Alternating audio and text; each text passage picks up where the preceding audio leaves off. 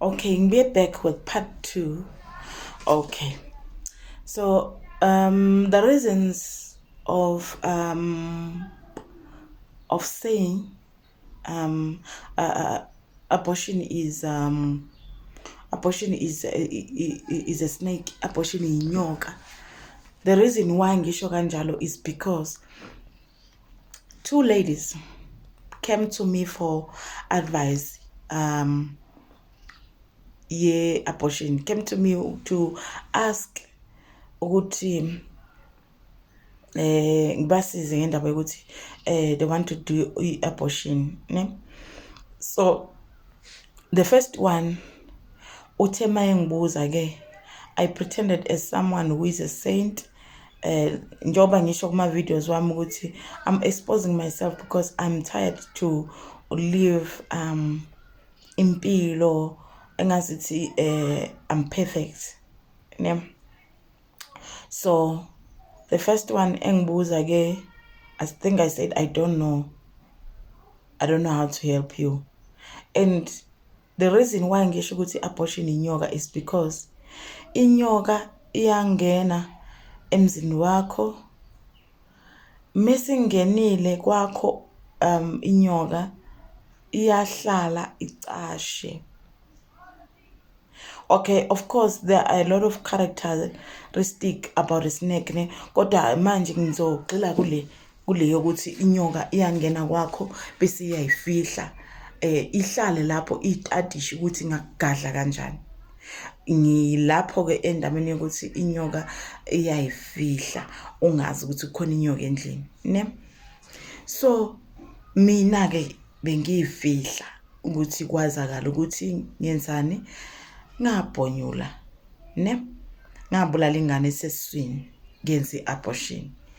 So after 3 months or so, the first lady angixoxele ke ukuthi okay ugcine sayenzile abortion yena, and so and so happened ukuthi wayibona ingane ishona kanjalo, it was painful.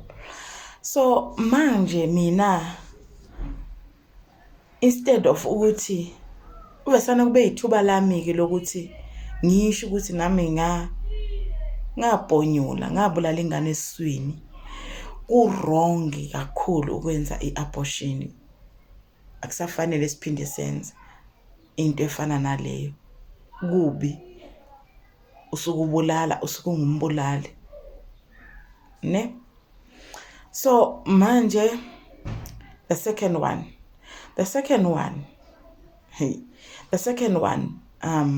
this one is very painful. Not that the other one is not painful, it's very painful. Uthi ke the second one efuna ke advice ukuthi okay asizwani nomyeni wami, so I'm thinking to abort. So can you give me advice ukuthi how can I do it or where can I do it? Bese mina ambuze futhi nama dangers. Bese mina it was my opportunity again, second time yokuthi manje angisho ukuthi ngenze abortion, but abortion is something wrong. You don't have to do abortion. You must not do abortion. You must not do abortion. Don't do abortion, ne?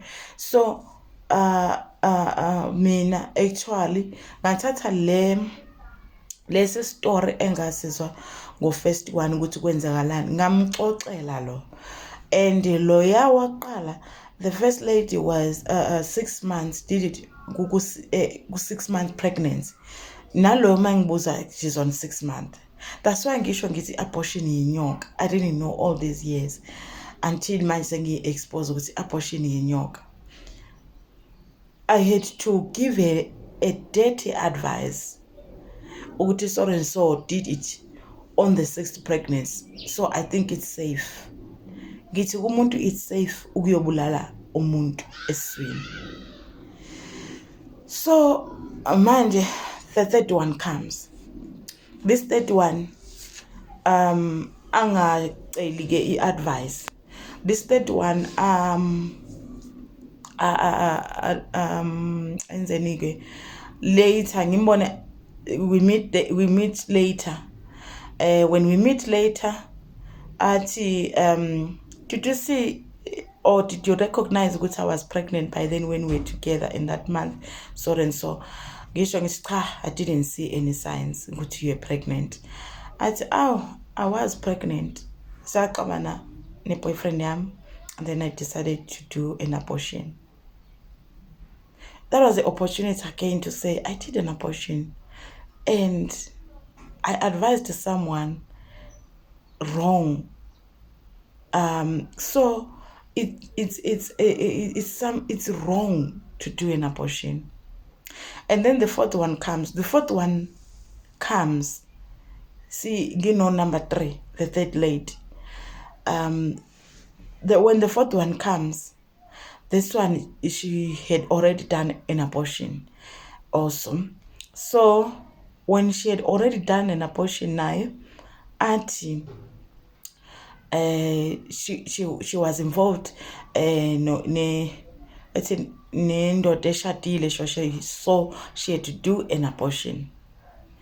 There are all the reasons why we say ukuthi siyenza abortion, but at the end of the day it's wrong. So uthi masekasho, it was an opportunity again for me to say I had an abortion. But manje, when I say it, I didn't say I had an abortion. Ngamane ngasho no, abortion is wrong. Ngaba yilo muntu ongayenzanga even when advising. So that's why ngisho ngithi abortion yinyoka. Mina ngagwinywa yinyoka ngo-2012 until ngasho on the 6th year of my marriage ukuthi I don't know why the 6th, but anyway just came across my head now. And then bese ngiyasho ngithi okay, i-abortion inyoka because kwakufanele ngisho kulabo bantu, all those 4 ladies that came to me kusho ukuthi I had an abortion also, abortion is wrong. Kwakufanele lo waqala nowesibili banga abort vele, because ngangizobavimba ukuthi bangayenzi i-abortion. Shose lona wesithathu nowesine usho ukuthi nakhona noma bazongitshela bona ngoba bangitshela sebebuya khona ngangizosho futhi with confidence ukuthi imbi i-abortion usuke ubulala. So ingakho ngiyasho ngithi abortion yinyoka, because now you have to hide and pretend to be a saint. Though some they don't pretend bayasho, but into engayisho ukuthi let's stop these abortion advices. Abortion yinyoka. And the things that we go through, lezinto empilweni zethu ezingenzeki zidliwa yileyo abortion. Because by the time I revealed ukuthi I did an abortion, it was when my husband was busy with some project, and that project, it didn't come out kwaba nje nento eyimoshayo. And that's when it clicked into my mind, no, I feel ukuthi I have to tell you something. And on that very same day, when I told him ukuthi I did an abortion, and I think this abortion is the one that disturbed your project, that's when I dreamt myself inside the snake, and the snake sending a message ukuthi uyangibona ukuthi ngenzani. Is sending a message, a threatening message, uyangigwajisa with the eyes. It didn't say anything, or it didn't say anything, the snake, but the eyes could send a message. Hence ngisho ukuthi i-abortion yinyoka. Thank you for watching my videos. I'll keep on bringing more, even if it's something similar. I'll still continue exposing, because when you expose, I learn a lot about myself. It reveals a lot about myself. Thank you for watching.